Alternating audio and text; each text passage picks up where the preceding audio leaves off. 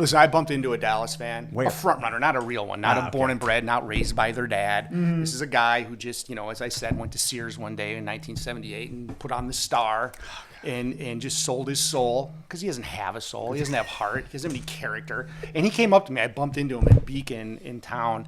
And I said, hey, man, how about that Micah trade? And he's like, I'm not worried about it, man. Nah, There's no way. There's no way. I'm not worried about it. Welcome back to Let's Talk Lions. For anybody new, my name is Jay. With me today, Tom. Tom, thank you for joining the show. Of course, anytime, man. This is the calm before the storm. So, I was thinking about it this morning. I'm like, what's great about this episode is we got Green Bay in 3 days, which is wild. But this is the last video before everything hits the fan. Right. Right before the season hits the fan. So, I got some questions just for you, kind of looking at Green Bay, but also as a Lions fan in general and where they are at today, where you've seen them go through. So, for you, seeing where the Lions are today, how long have you been a Lions fan? Oh, God. I was raised a Lions fan, so it's been my whole life, and it's been miserable until recently. And you know this. Yeah. I've told you about this. It's traumatic. I have Lions PTSD. I'm always waiting for the other shoe to drop whenever things are going good. I'm waiting for the bad to happen. Yeah. I mean, it's a brutal existence right up till Miss Ford called up my mom's favorite man in the world. Not Chris Spielman, right? Yeah. Chris Spielman? Spielman, yeah. Yeah. My mother loves Spielman. She's going to kill me for that one. She loves that man. Really? And then he's the guy, finds Campbell, finds the guys. Yeah. And ever since then, it's just been like a light switching. And I've been through so many coaches over the years. Yeah. All the M's, the Morning Wags, and the Mariucci's, and the Marinellis. And then there was Patricia. Oh, my God. The pencil. Yep. Which, did you know that yeah, he's... OSU. Yeah, I saw him. That was ridiculous. Oh, my God. The amount of Lions fans I saw on Twitter being like, I hate this When he man. popped up on the screen, I was like, oh. How? Another great reason to dislike Ohio State. Hated him when he... Oh, well, yeah. But hated him when he came here. Hated him now, or hate him more now. He's just... God, yeah.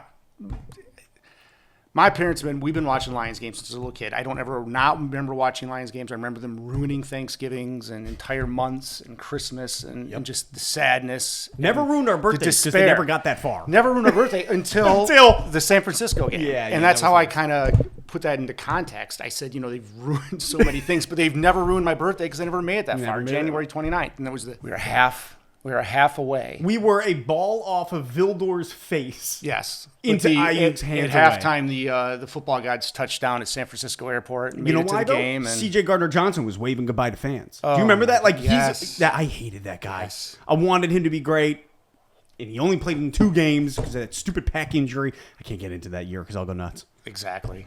But it's been your whole life. It's been a slog. It's been brutal, and I didn't really have any a context to it until we started getting good. You just were a Lions fan, and you suffered, and you saw another Lions fan in the jersey, which you rarely saw. But you had that 1,000-yard stare together, and you felt the pain across whatever 50 yards away. You'd see the blue, and you look at each other, you give yourself the nod. Yep, it was terrible.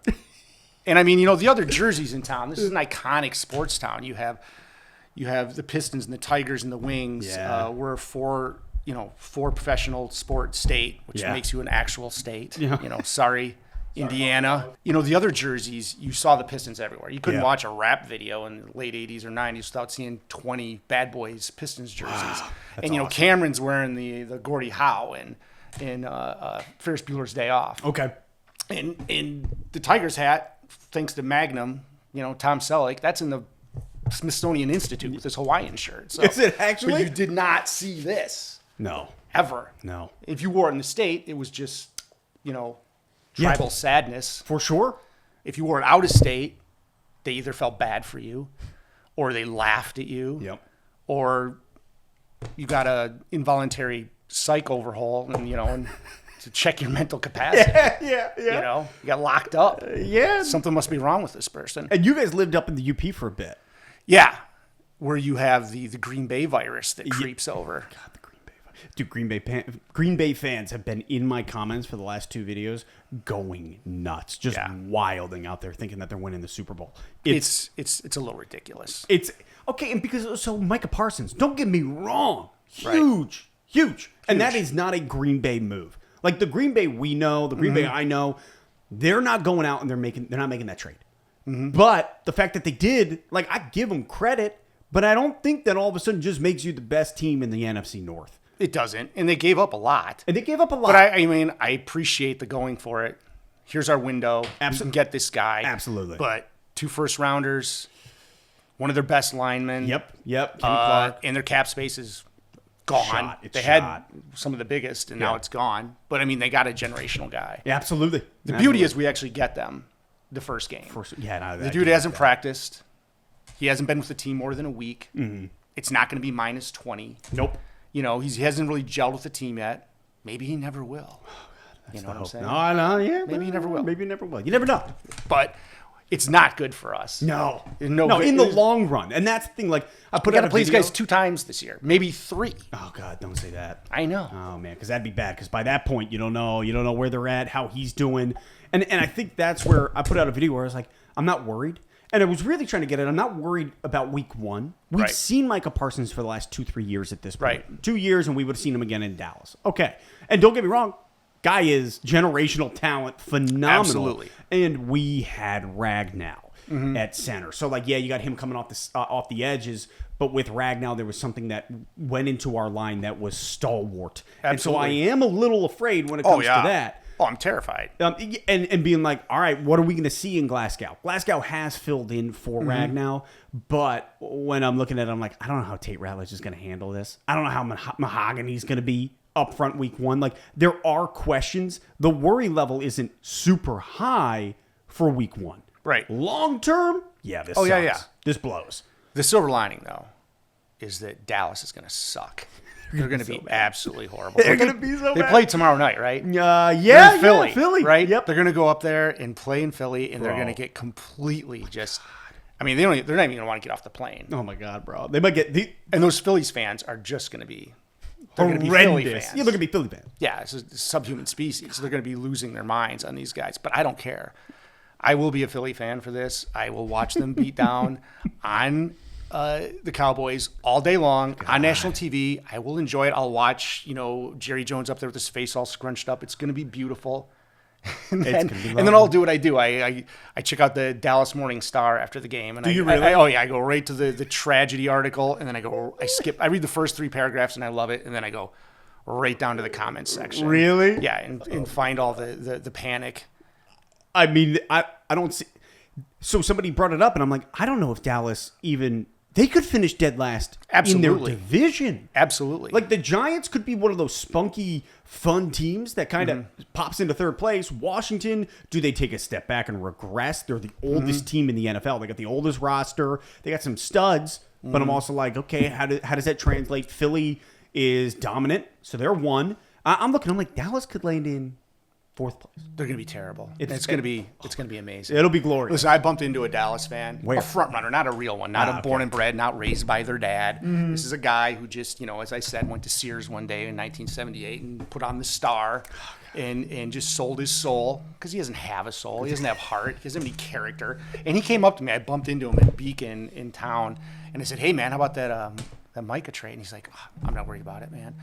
No, There's no way. There's no way. I'm not worried about it. And That's and denial. I said, these are the stages so of you know what he grief. brought up? He goes, "Hey, remember the Herschel Walker trade?" And I'm like, "Of course he brings that up." Sure. I mean, this is your standard Cowboys fan, this delusional, pathological, undeserved egomania that they have, and he's completely thinks it's gonna be the greatest thing ever. There's no way.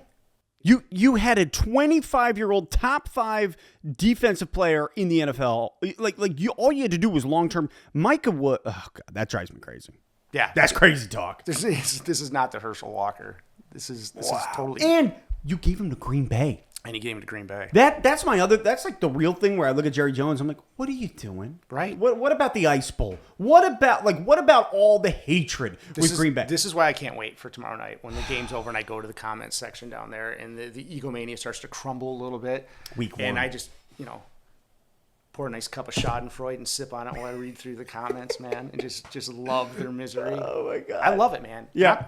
Listen, I don't want to be a sore winner, but they put me through a lot. Sure. And they're not America's team. And they they haven't are done not. anything in decades. Detroit's America's team, and we all know. Yeah, everybody loves us. Everybody outside of our division and the opponent we're playing on a Sunday is pulling for us. I would think so. I would hope so. I think through this year, like if we don't go to the Super Bowl, if we get knocked out week 1, if anything like that happens, I think we're going to start losing the shine. I really do. You know, like, I think it's kind of waning already. But there's this thing where people are just happy to see Detroit be great. Absolutely. And they're a fun team to watch. They're so much fun. The offensive weapons, and then we got Hutch back on D. Oh, my God. He got leg whipped in practice. I heard that. I know. Yeah. But titanium. Just bounced right off him, man. Yeah, and he made that comment of being like, all right, like it's happened. Right. And it's something that I've been mentally like waiting for, but I'm good to go. Dude, let's drop some more titanium in him in the offseason. Put whatever we can get it in him. I don't know what it's going to take. Rods but man, everywhere, man. Everywhere. Just send him out there just clubbing people. Oh, my God, bro. You know? I know. Terminator. Dude, Hutch I'm just so thankful to have him back. We're missing a Leem.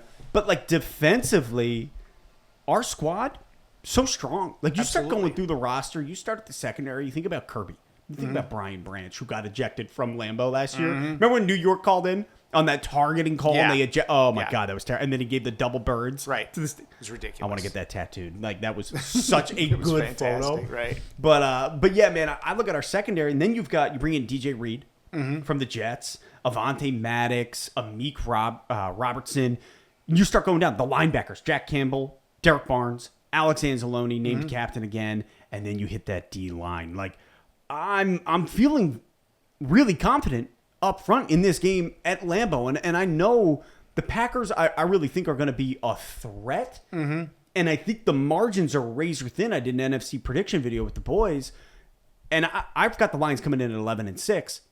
Packers and Vikings. Okay. So do I. I got the Packers coming in at 10-7. So only a game behind. Sure. The two of them duking it out, and then the Bears at 9-8. Right? So, like, I think there's a 2-game swing the whole way.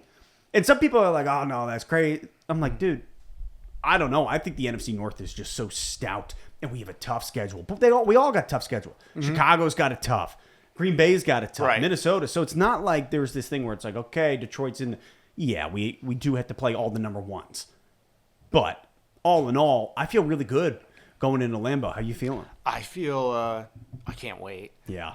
But we've owned them there for a while. I think we're in their heads. Yeah. Yes, they have Mike now. I mean, that's great. And I'm sure they're super stoked and they're very confident. But we played 80% of last year with our defense just basically on fumes. We had nothing out there, man. We had the practice squad up. Yeah. These guys were pulled up out of nowhere, and it was just brutal. And losing Hutch just psychologically and just having him back psychologically and knowing this defense is on point. Yep. You know, the coordinator thing, I'm not sweating that. Yeah. Which a lot of people look and they're like, oh, well, that's crazy. You think that what? You lose 2 coordinators and you're just going to be as good? And I'm like, okay, I understand. I think Ben Johnson is one of the best, if not the best, offensive mind in the game. No questions asked. We still have the same cast of characters, minus Frank Ragnow. Right. Huge hit on the run game. Right. However, at the same time, you still got J-Mo. You still got St. Brown. You still have Laporta. Right. You still have... The list goes on. The cast of characters are the same. John Morton, I mean, I like what he did in Denver. I like him as a human. And I think really him being a part of the building process in 2022, he knows what to anticipate. And I think he's going to unlock J-Mo. Right. Because, like, he talks about J-Mo, and he's like, this kid has... It's time, too. It's time. It's definitely time. And he needs that contract extension. And Scotty Montgomery talked about it. He had a presser yesterday, and he was just like, J-Mo, we built out his lower half. We added muscle to him. Like, J-Mo's on another level. Right. And we are expecting a lot. So, like, offensively, yeah, you lose Ben Johnson. Defensively, we lose Aaron Glenn. But I like Kelvin Shepard, and I like knowing that since 4 or 5 years ago, Campbell's been looking at Shepard being like, absolutely, we're going to build you up. Yeah. We will make you the next guy. Like, we see that. I trust these guys to pick the right guys. I trust them. And you know who called, Campbell called Morton. And you know who called him 5 minutes later? Was Ben Johnson? It was Ben Johnson. Was it really? Yeah, he was down in, I just read this in the Detroit News. Yeah, he was down in, were they Cabo or something like that? And he was checking into his hotel. He's in the lobby. He gets a phone call. It was our coach. And then he hangs up the phone 5 minutes later. It was Ben Johnson. Ben Johnson. I know. My God. Well, he really flipped on us, didn't he? Oh, my God. Poached Randall L. from us. Like, Holy smoke. He did. He flipped the switch. See, those games are going to be tough because the Bears always find a way. They always find a way against us. They always find a way against us. They play their Super Bowl. They play their best game against us. God. And they're going to have some intel on us. 100%. They're going to have some inside. Absolutely. Yeah, and that's a game that you can drop real fast. And that's game 2.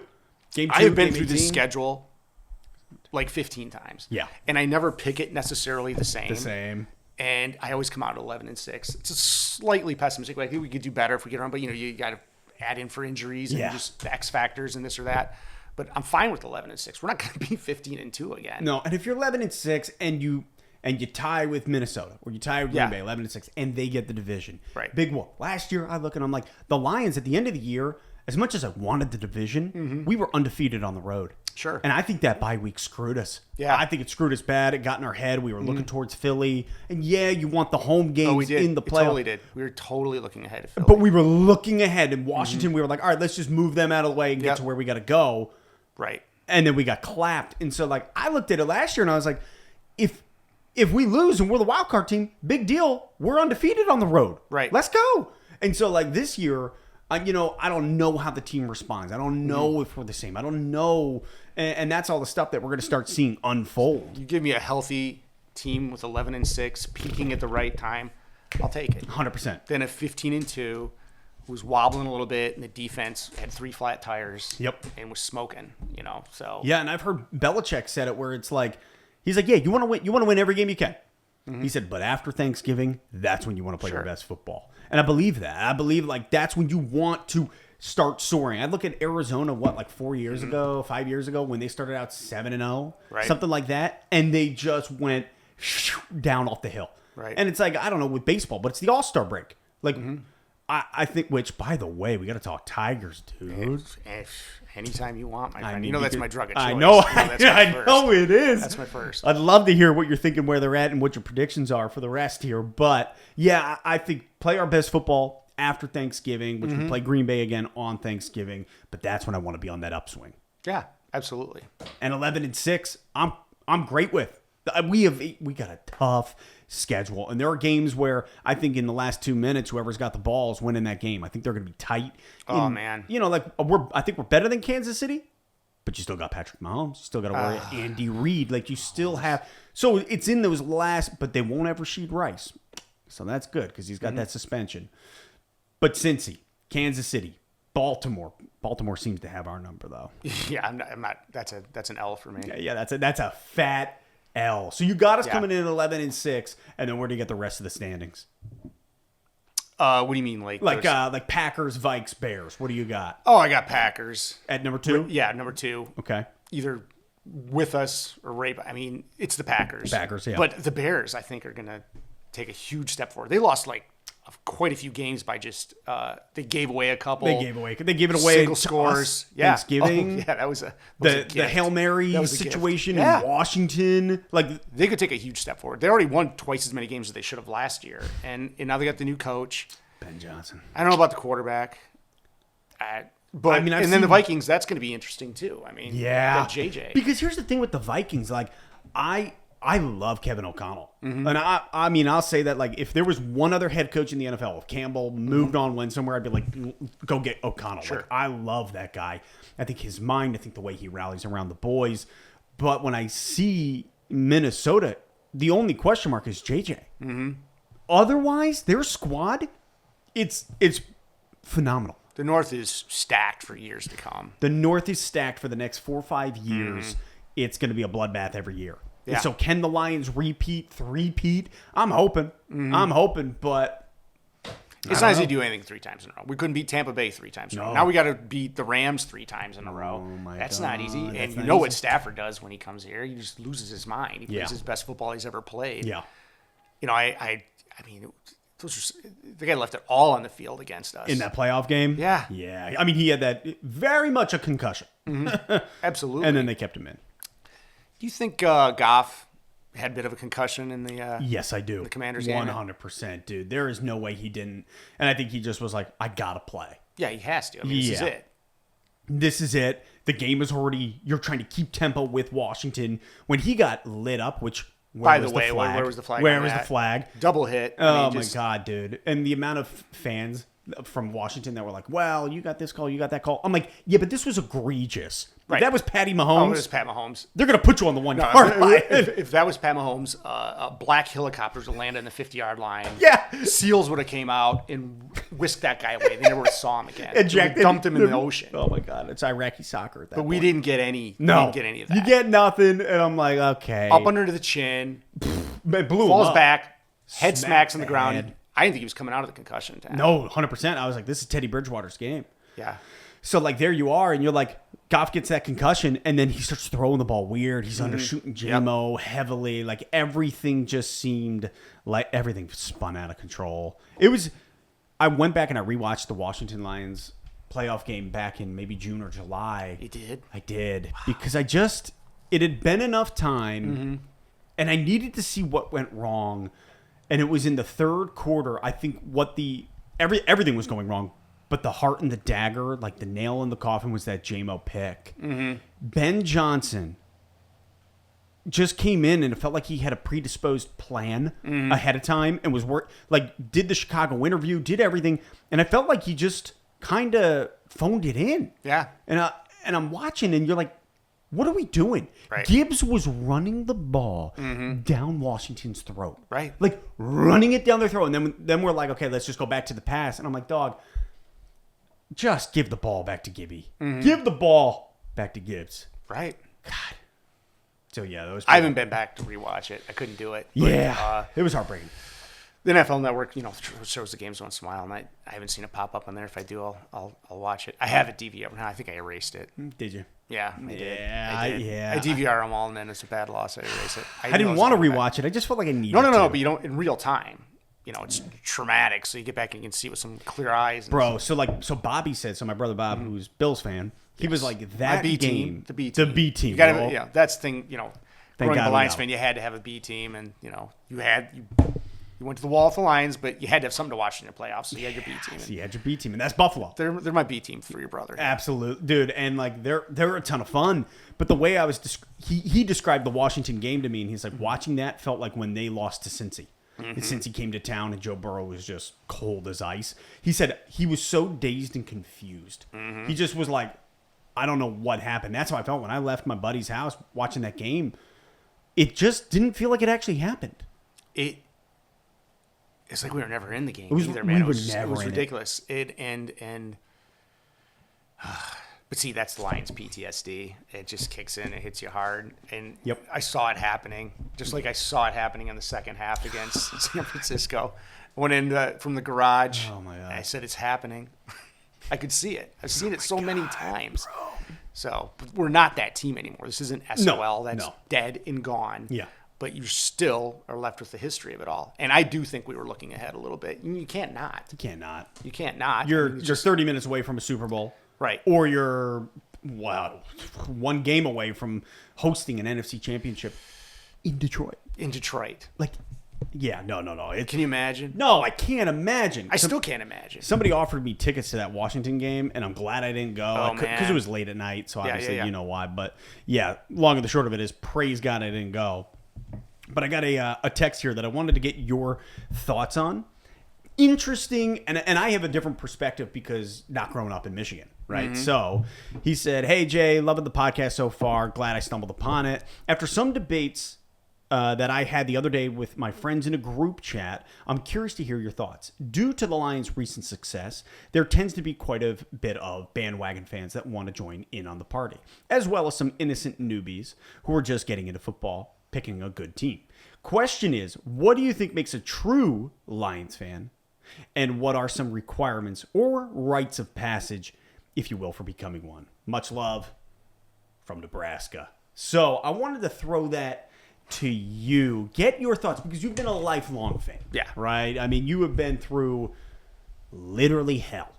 Yeah, that's what is the real. It's trauma. That's what identifies the lifelong fan. Now, I have no problem with bandwagon fans. Yeah. Tape your ankles, get on the bandwagon. You got your ankles taped, so when you jump off, you don't roll them and break your ankles. Get on. Yeah. I have no problem with bandwagon fans. Yeah. The Tigers, I live and die with them. They're losing 108 games. I'm watching every single game, and there's no crowd and it's empty, and I get it.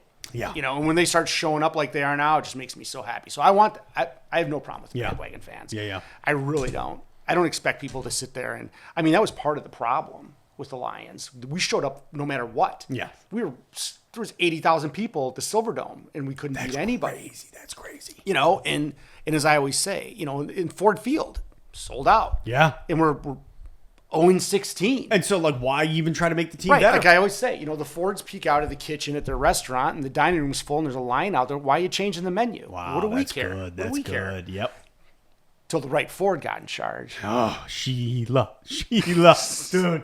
It's because of the letter my dad wrote, I said know, everybody dude. should be Do you have fired, that letter on including you? them. No, I don't have it Oh, on me. my That he wrote on the... it was the season ticket invoice. the season ticket renewal. Yeah. And he just wrote on it, and he said, including the Fords, so that those Fords, he was right. This Ford, he was wrong. She's fantastic. Fantastic. Well, she did it the right way, and she's a winner at heart. Yeah. She wants to win. And she knew she didn't know enough to control this team and run the football team. So you bring in the right minds. So you call Mr. Spielman. Chris Spielman. Right. And he knows. Yeah. He knows what to do. And he's like, give me the reign. I'll tell you to call, and the rest is history. There it is. Fantastic. Dan Campbell, Brad Holmes. If he ever does it, if we ever get the Super Bowl, there's going to be a statue of Campbell, and there should be little statues of Spielman. Of everybody. Yeah, exactly. There's going to be like 45 all the statues people out they there. get. Yeah, there's just an army of statues. There's going to be like a walkway. Or, you know how there's like the LA, like with all the stars? Yeah. We have our own walkway of And I don't want these 10-footers. I want like those like Buddhas they have in the Far East. They're like 30 stories tall. Yeah. Like I want to be watching the Tigers game and seeing Dan Campbell over and there's Goff and there's Campbell. Yeah, these gigantic monoliths with people in their heads and honestly, waving at the Tigers. I think if we start a GoFundMe, we can make that happen. We could do it. Absolutely. No, it's funny because like the bandwagon fan thing, like I will never be a gatekeeper for the Lions. No. Like I didn't grow up here.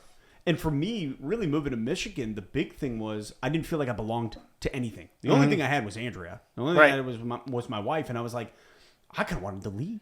Truly. I was like, get me out of here. Like in my mind, I was like, we'll probably move back to Jersey. And we were in the dark ages of sports here. Oh, my God. It was brutal. Yeah. Everybody was terrible. Yeah. And like, so for me, becoming a Lions fan, like for the first 2 years, 2012, 2013, into 2014, I was closet. Like I was just watching the games at my in-laws. Yeah, like I'd pull out my phone. Yeah. I'm on some weird streaming website and I'm like watching the game, trying to like understand the guys. Because my brother asked me, he was like, hey, when are you gonna sell your soul to the Lions? And I was like, I don't want to be the a-hole who moves to a new city, especially a city where people have gone through truly dog shit, and just wave the banner and be like, yay. I can't do that. But that's when you come to a city where the team is great. Yes. You came to a city where we're historically bad. No one's as bad as us. Yeah. You hear about, the way the Sox had it with the Red Sox and all and Buckner and all this, whatever. You had Fenway. Yeah. In the Cubs. You had Wrigley. You had these great places, and they were always sold out, and there's always people there. Yeah. There was just abject misery here. Yeah. It was the Silverdome. It was terrible. And you came here, and I remember meeting you, and you telling me that you were this huge Lions fan. Yeah. I thought you were insane. Yeah, I felt horrible for you. Yeah, thanks, man. And then I find out your brother goes to Buffalo Yep. and becomes a crazy Buffalo fan. And they hadn't won in 17 years. Hadn't made the playoffs 17 years. I know. What's with you guys? Yeah. Well, you know what? Is your sister in Calcutta right now, with feeding orphans? No. I mean, she you did guys that in Mexico. But you go to the worst places and just jump all in on the culture. It's high praise to you. That's not bandwagon. Yeah. It's true character. That you came here and you watched these Thanksgiving games with your in-laws and saw. Well, I saw the For misery. the love and the misery for this team, and you're like, you know what? I'm going to jump in on this because I want to be there when it turns around. 100%. And that was the thing. I was like, one day this team will be great. And it might be in 20 years. And I remember in 2017, I'm watching a game. And I remember being so frustrated. And one of my buddies looked at me. This guy looks at me and he was like, why do you even care? He goes, bro, in 3 years, you won't even be a Lions fan. Mm-hmm. And I turned to him and I go, if you think that, you don't know me at all. Right. I was like, bro, this is ride or die for the rest of my life. Like I finally have something I belong to in Michigan. Right. I have something that I want to stay here for and be a part of. And sports has that capability to make two people who think so differently than one another. But when you see a guy in Kroger wearing Lions gear, I'm dapping him up. Oh, bro, I was at a little market. I'm picking up beer before a game. It's 2018-19, Matt Patricia era. Some old man comes up to me. I got a 6-pack, and it's like 10 in the morning. Right. Guy comes up to me and goes, you're going to need a lot more beer than that, Sonny. And I was like, yeah. Yep. I was like, okay. There's always that guy. And there's that guy. And I'm like, but that guy's been through it. And the best part is knowing that 1,000-yard stare. And that he's a true and tried Detroit Lions fan. Mm-hmm. Good, bad, ugly. Good, bad, ugly. As much as he's ripping me for that moment, he's like, he's watching the game later. Sure. And I know it. Like, he's watching it. Whenever I see someone at the store, I'm like, big game today. Yep. Let's go Lions. 100%. I play Tigers, school on the mound. See a Tigers my hat. School on the mound tonight. Let's go. Men's softball last night, man. Yeah. I'm so pissed. We lose the second game. And as I'm, dapping up the other team, everything I said was just go Lions, FTP. Yeah. Go Lions, FTP. Game Day Jay? Was Game Day Jay there? Yeah, dude. I was psyched. Were you lit up? Yeah, I was pretty lit up. Yeah. Yeah. The umpire blew 5 calls, so whatever. Whoa, that's a lot. Bro, it was bad. It was and it wasn't even just on us. It was like 3 on us, 2 on the other. He was all over the place. Right. And normally he's good, but long story short, yeah, I don't look at what makes a true Lions fan is really, I think, stick it through it. So in 3 years, when we got to let guys go, when the premier players that we have right now, we can't re-sign, when Amon-Ra St. Brown doesn't stay in Detroit, when these things happen, where will you be as a fan is my thought. And I'm like, bro, all aboard. All aboard. Get on here. Absolutely. I just don't want to hear the crap when we lose in a divisional round or we lose here and it's SOL. When that comes out of your mouth, I'm like, be gone, hunky. Yeah, no, this is not SOL anymore. No. I mean, we've made it past that. That's dead and buried in my mind. Yeah. We're not going to win the Super Bowl every year. We haven't won one yet. So you haven't can't seen one. You can't get upset. We're in the playoffs. We're in contention. We're a favorite. This is Vegas loves us. It's beautiful. Yeah. I've never experienced this before. These last 3 years are just this is all new territory to me, man. Yeah. And again, bandwagon, I love seeing these jerseys everywhere. Yeah. I love it. Yeah. You just didn't see it. You saw Tigers, you saw Pistons, you always see Wings. You just did Lions. not see the Lions gear. Yeah. And if you did, it was a number 20, and it was Sims or it was Barry. Yep. You know, except for my dad, it was Joe Schmidt. You know. Really? Okay. Oh yeah, he's all Joe Schmidt. Oh my god, your dad is hilarious. Super- I gotta get super him on old the school. show. We gotta get your dad here. No, you don't. No, I do. I gotta get him here. It'd be great. Yeah, man. I think that's pretty much it. Last thoughts going into Green Bay and this season. What are you most excited about? What are you most looking forward to heading into 2025? Without question, it's seeing the defense healthy and seeing what they can do. Because I think they were top 5 last year until Hutch got hurt, and then just everything started to wobble. And Hutch was injury 7.5 after injury. sacks at week 6. Yeah, and I think for the next 5 weeks, he was still leading the sack category. It was something crazy. It was crazy. Like for a month, he was still leading sacks. I want to see that defense just gel and go crazy and get behind Hutch. And he's on fire, man. It's pent up. Like the hand's gonna be twitching. He's gonna be doing spin moves. Is he getting a sack Sunday? Oh, is he? dude, I'm taking that bet. Yeah, absolutely. I'm taking that bet. Yeah. I'm taking Him and Micah probably getting one. Yeah, Mike will get one. Micah's gonna get one. He's juiced, but I'm giving Hutch. That's a one, great too. game. And by the way, that's the game of the day. That's the game. I mean, God, yeah. The NFL's losing their mind. Absolutely. With Micah Parsons going to Green Bay for a 425 game. Lions in going to Lambeau. Lambeau. 2 favorites in the best division. This is Somebody tried to make the argument that the AFC West is the best division. No. I'm like, what has Vegas done to prove anything? Don't get me wrong, Pete Carroll, great. They got 4 of the best coaches. Sure. I'll give them that. 4 historically great coaches. But the NFC North. Yeah. Did Darnold go to Vegas? No, he went to Seattle. Oh, he went to Seattle. That's right. Geno from Seattle. That's right. Went to Vegas. Yeah. We cost Darnold about $50 million when we smoked him. When we showed smoked him, and then the Rams said, "What'd you guys do?" And they exactly. Game yeah, plan. we should have got like a nice edible bouquet from the front office there because we showed them exactly. Make this guy's feet move and his accuracy goes. Yep. Right. That was unbelievable. It was so great. That guy went 15-2. He was going to sign a massive deal. We cost him millions, at least $50 million. millions of dollars. Yeah, I'm okay with it. Yeah, it's all right. It was great. But I am super stoked to see the defense, and I love all that. Listen, I want to see Gibbs. Oh, I love that guy. yeah. And I want to see the offense, but what I'm really stoked about is seeing the defense shutting down Green Bay at home. It'd be so lovely. Yeah, I can't wait to. That's what I'm stoked about. It's a beautiful. You know thing. what's funny is Cheeseheads. It felt like Packers fans. Because we were so bad, did the classic pat you on the shoulder like Big Brother, and they were like, "It's okay. Look, we're really looking forward to you one day being good." Now they're seething. Yeah, I know. Oh, I used to go. I think the last game I saw at Ford Field was a Green Bay game, and you went to the Green Bay, and they just showed up in droves, man. And it was like the green and gold village people. There's a green and gold cop. There's a green and gold construction worker. There's a green and gold fireman guy. There was a green and gold Indian chief. It was green and gold in every occupation. There was the cheeseheads everywhere, and it was so annoying. And they were so condescending. Yep. And listen, they earned it. Sure. They dominated us. Dominated. Why would they not? Yeah. But again, just it was in our house, and I hated it. God, I hated it. And now we go into their house. Yeah. And they hate us. Dude, that was when it turned. That was when we were in Green Bay. Yep. And we had found out that the Rams had lost to Seattle. The Rams lost. Yep. So that game didn't mean anything. Aaron Rodgers' last game as a Packer. His last game. They needed to get to the playoffs, and we could have just rolled over. We could have let it cycle, and we're like, no. This isn't the same old Lions. That's when it wasn't the same old Lions anymore. We went into Lambeau and ruined Aaron Rodgers' swan song. It was so good. I don't know if you know how I feel about Aaron Rodgers. Oh, how do you feel about Aaron Rodgers? I don't have a lot of great feelings about that guy. Hate that man. Do not like. Do not like that. Maybe hate's too strong of a word. Hate. No, I hate him. Yeah, I hate him. I hate him. I can't stand him. God, I hate that guy. Oh, it's so great to see him and his stint in New York just plummet. Ooh. Oh, my God. Last question for you. My dad actually asked it. Oh. Say, because he's been clamoring for this episode. He's been like, when is Tom coming? He's asked me like 20 times. Right. He said, what are Tom's top 3 favorite muscle cars? Oh, my God. Listen. I'm not a big car dude. I'm in the car culture here.